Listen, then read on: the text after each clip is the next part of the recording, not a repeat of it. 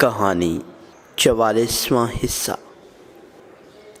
جنوبی یہودا حصہ اول پہلا سلاطین 12 باب تا دوسرا سلاطین 11 باب اور دوسرا تواریخ 10 باب تا 23 باب۔ یہ جنوبی یہودا کے بادشاہوں کی کہانی ہے۔ وقت کے لحاظ سے کچھ چیزیں ایسی ہیں جو شمالی اسرائیل کے بادشاہوں کی کہانی سے میل کھاتی ہیں، لیکن اگر ان کی 9 سلطنتوں میں 19 بادشاہ ہوتے تو میں انہیں الگ کر دوں گا، کیونکہ جنوبی یہودا کے 20 بادشاہ سبھی داؤد خاندان کی طرف سے رہنمائی کر رہے تھے۔ نیز جیسے بار بار دہرایا گیا، جنوبی یہودا کے بادشاہوں اور شمالی اسرائیل کے بادشاہوں میں کوئی فرق نہیں تھا۔ جنوبی یہودا کی کہانی بھی اس دنیا میں داؤد اور سلیمان کے دور سے ترقی و خوشحالی کو برقرار رکھنے کی کہانی نہیں تھی، بلکہ جنوبی یہودا کی تاریخ اس دنیا سے مٹے گی اور خدا کی ابدی سلطنت کو ظاہر کرنے کا کردار ادا کر رہی ہے، جو یسوع مسیح کے وسیلے سے قائم ہوگی، جو داؤد کی اولاد کے طور پر آئے گا۔ پہلا بادشاہ رہبام دنیا کے بادشاہ کی طرح زندگی گزارتے ہوئے مرا۔ سلیمان کی موت کے بعد تمام اسرائیل رہبام کو بادشاہ بنانا چاہتا تھا، چنانچہ وہ یربام کے ہمراہ رہبام کے پاس گئے اور اس سے شہروں کی تعمیر کے لیے سخت محنت اور بھاری جوے کو جو سلیمان نے ان پر رکھا ہلکا کرنے کا کہا، اور وہ اس کی خدمت کریں گے۔ تاہم رہبام نے بوڑھے مردوں جو سلیمان کے ساتھ تھے کے مشورے کو ترک کر دیا، جو یہ تھا کہ قوم کا خادم بن جا اور میٹھی باتوں سے ان کی خدمت کر، اور کہا، میرے باپ نے تو تم پر بھاری جوا رکھا، لیکن میں تمہارے جوے کو زیادہ بھاری کروں گا۔ میرے باپ نے تم کو کوڑوں سے ٹھیک کیا، پر میں تم کو بچھوؤں سے ٹھیک کروں گا۔ تو آخر میں ملک یہودا اور بنیامین جو رہبام کے پیچھے تھے، اور شمالی اسرائیل جس نے یربام کو بادشاہ کے طور پر قائم کیا، کے ساتھ تقسیم ہوا۔ بائبل یہاں بیان کرتی ہے کہ بادشاہ نے لوگوں کی نہ سنی، کیونکہ یہ معاملہ خداوند کی طرف سے تھا، تاکہ خداوند اپنی بات کو جو اس نے سیلانی اخیا کی معرفت نبات کے بیٹے یربام سے کہی تھی پورا کرے۔ اس کا مطلب یہ نہیں ہے کہ خدا نے اس کو اس طرح سے کنٹرول کیا، لیکن یہ کہ خدا جو سب کچھ جانتا ہے، اس نے رہبام کو اس کا کام کرنے دیا۔ اس کے بعد رہبام نے جنگ کے ذریعے ملک کو بحال کرنے کی کوشش کی، لیکن خدا نے جنوبی یہودا کے سارے لوگوں کو مرد خدا سمایا کے ذریعے بتایا، تم چڑھائی نہ کرو اور نہ اپنے بھائیوں بنی اسرائیل سے لڑو، بلکہ ہر شخص اپنے گھر کو لوٹے، کیونکہ یہ بات میری طرف سے ہے۔ اور لوگ یہ سن کر لوٹ گئے۔ رہبام کے ابتدائی دور میں اس نے ایسے شہر بنائے جو جنوبی یہودا کی سرزمین کا دفاع کریں، سردار مقرر کیے اور تمام شہروں میں ڈھالے اور نیزے رکھے تاکہ ان کو بہت مضبوط بنایا جا سکے۔ اس کے علاوہ اسرائیل کے سارے کاہن، لاوی اور اسرائیل کے تمام قبیلے جو یربام شمال اسرائیل کے پہلے بادشاہ کی وجہ سے کاہن کے عہدے سے برخاست ہوئے تھے اور اپنے دلوں کو خدا کی تلاش میں سخت کیا، یروشلم میں 3 سال تک رہبام اور جنوبی یہودا کی مدد کرنے آئے تھے، اور یہ داؤد اور سلیمان کے ابتدائی دور کی طرح ایک مضبوط قوم بن گئی تھی۔ تاہم رہبام صرف رہبام ہے۔ رہبام نے سوچا کہ اس نے اپنے ملک کو مضبوط کیا تھا کیونکہ وہ اچھا تھا اور گھمنڈی بنا، خدا کی شریعت کو ترک کیا اور تمام اسرائیل اس کے پیچھے چل پڑا۔ لہٰذا بائبل بیان کرتی ہے اس نے بدی کی، کیونکہ اس نے خداوند کی تلاش میں اپنا دل نہ لگایا۔ اور جب کہ رہبام بادشاہ تھا، یہودا نے خداوند کے حضور بدی کی، اور جو گناہ ان کے باپ دادا نے کیے تھے ان سے بھی زیادہ انہوں نے اپنے گناہوں سے جو ان سے سرزد ہوئے تھے اس کی غیرت کو برانگیختہ کیا، کیونکہ انہوں نے اپنے لیے ہر ایک اونچے ٹیلے پر اور ہر ایک ہرے درخت کے نیچے اونچے مقام اور ستون اور یسیرتیں بنائیں، اور اس ملک میں لوتی بھی تھے۔ وہ ان قوموں کے سب مکروہ کام کرتے تھے جن کو خداوند نے بنی اسرائیل کے سامنے سے نکال دیا تھا۔ آخر میں رہبام اور جنوبی یہودا نے خداوند کے ذریعے سزا پائی۔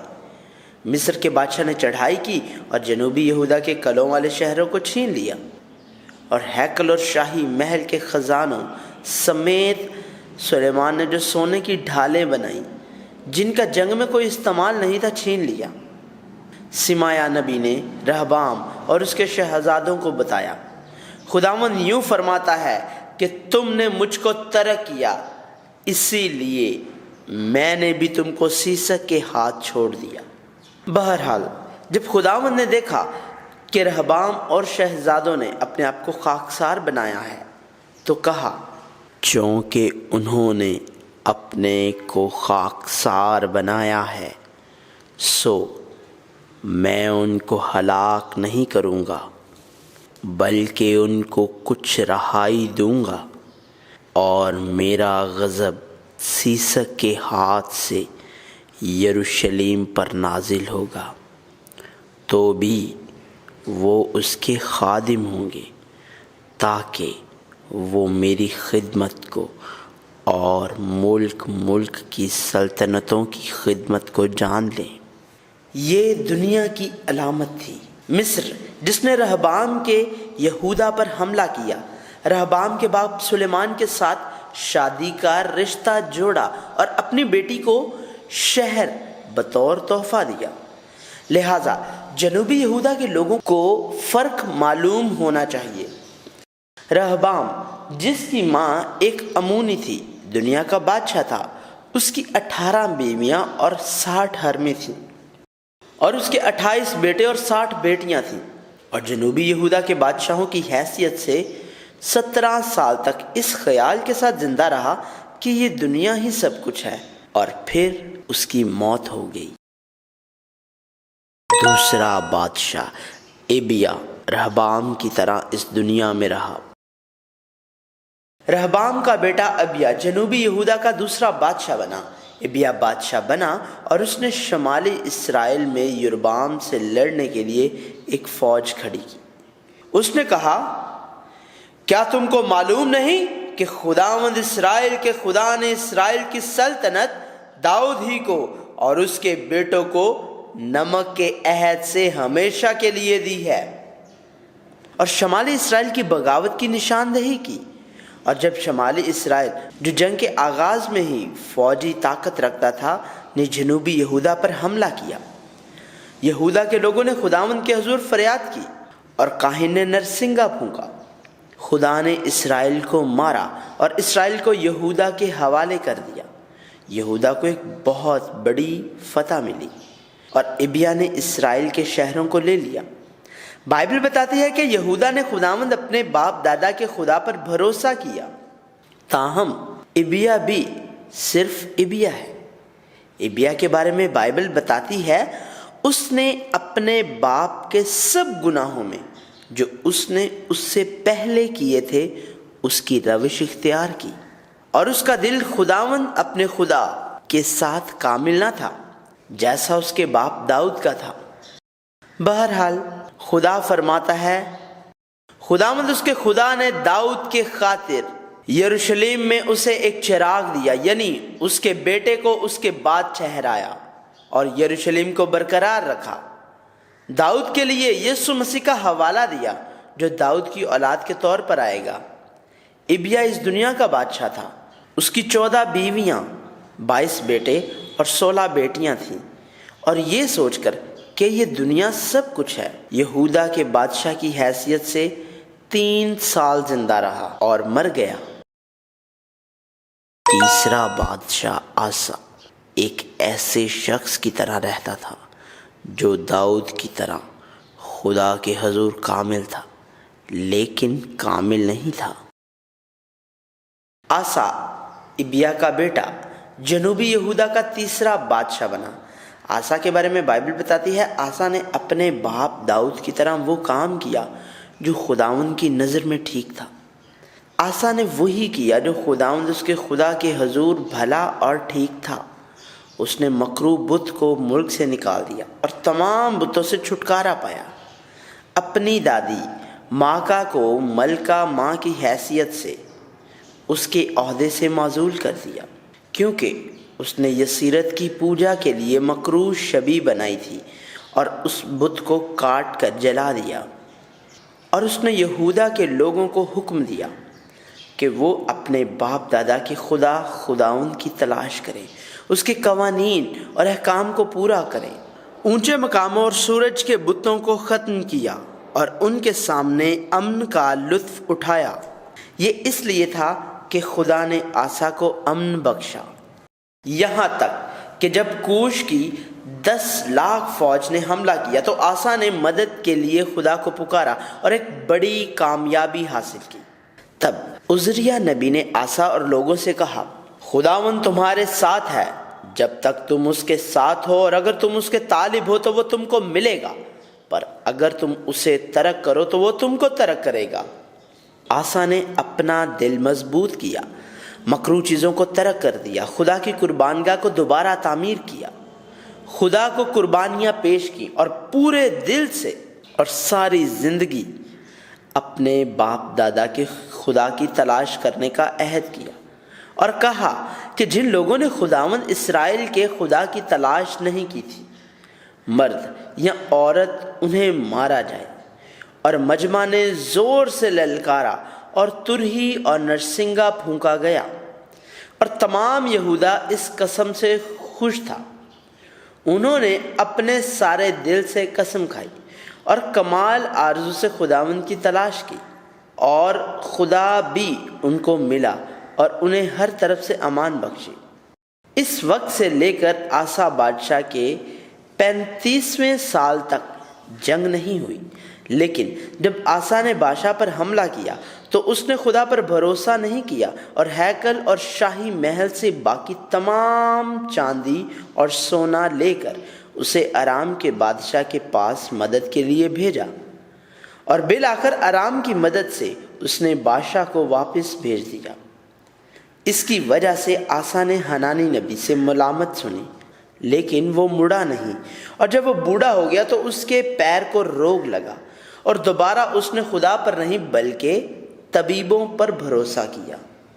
آسا 41 سال تک جنوبی یہودا کے بادشاہ کی حیثیت سے کامل رہا، لیکن آخر میں وہ کامل نہ رہا اور اس کی موت ہو گئی۔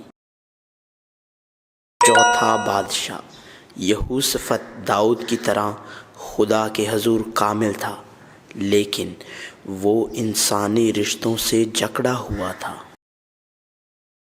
آسا کا بیٹا یہوشافط جنوبی یہودا کا چوتھا بادشاہ بنا۔ یہوشافط کے بارے میں بائبل بتاتی ہے وہ اپنے باپ آسا کے نقش قدم پر چلا، اس سے وہ مڑا نہیں، اور جو خداوند کی نگاہ میں ٹھیک تھا اسے کرتا رہا۔ لہٰذا خدا نے بادشاہی کو اس کے ہاتھوں میں مضبوط بنایا، اور یہوشافط نے پورے دل سے خداوند کی راہ پر چلتے ہوئے یہودا سے اونچی جگہوں اور یسیرتوں کو ہٹا دیا۔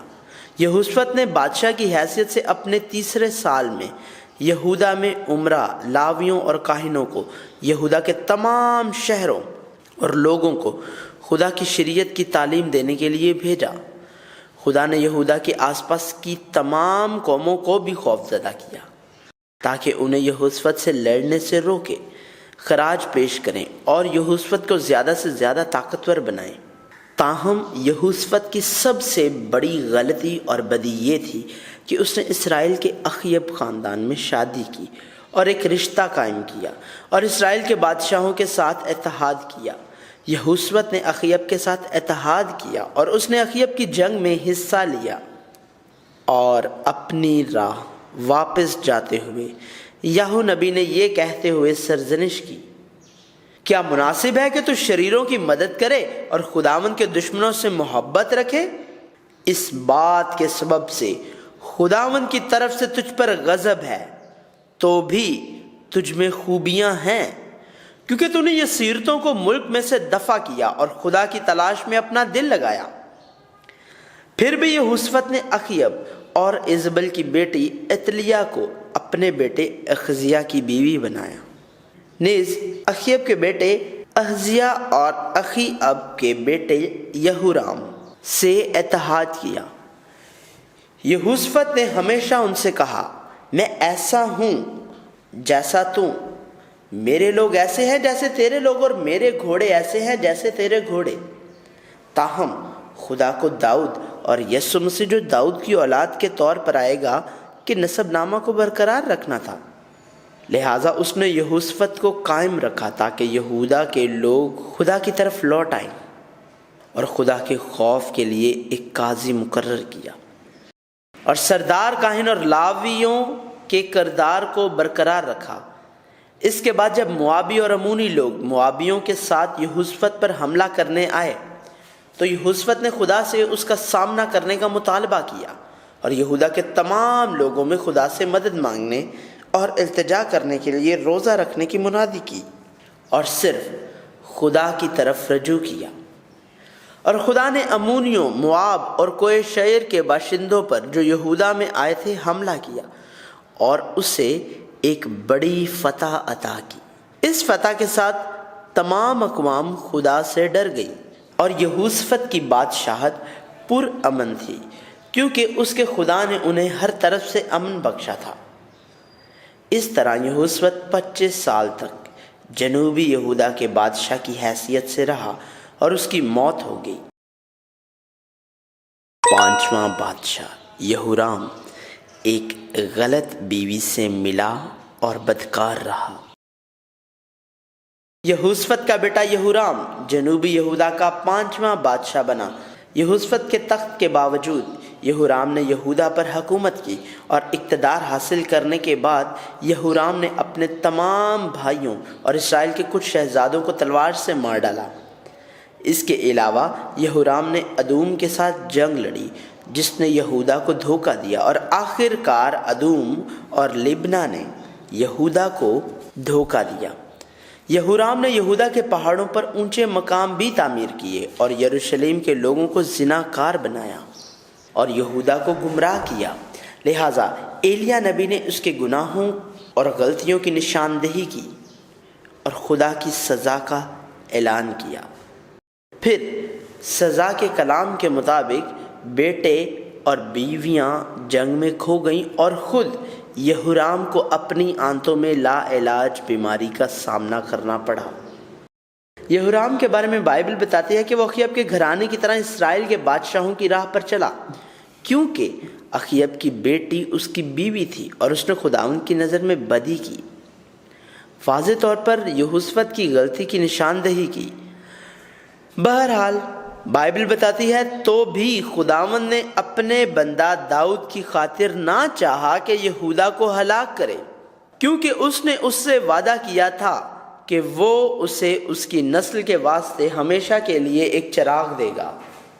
یہورام 8 سال تک جنوبی یہودا کے بادشاہ کی حیثیت سے زندہ رہا، یہ سوچ کر کہ یہ دنیا ہی سب کچھ ہے، لیکن آخرکار اس کی آنتوں میں بیماری بڑھی اور آنتیں باہر نکل آئیں، اور وہ اس کی دیکھ بھال کرنے والے شخص کے بغیر ہی مر گیا۔